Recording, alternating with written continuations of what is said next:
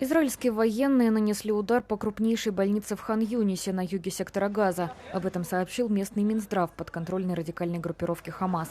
По данным ведомства, погиб 16-летний подросток, которому недавно сделали операцию. Несколько человек получили ранения.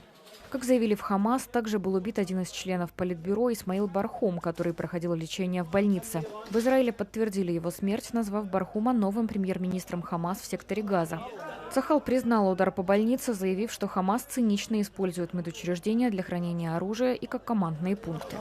В понедельник израильские военные также отчитались о смерти двух других командиров «Хамас». Это Ахмад Шимали, который, как считается, руководил подготовкой нападения на юг Израиля 7 октября 2023 года, а также Джамил Вадия, командир одного из батальонов группировки. По данным подконтрольного «Хамас» Минздрава Газы, который в своей статистике не делает различий между мирными жителями и боевиками, с момента возобновления военных действий погибли как минимум 600 палестинцев.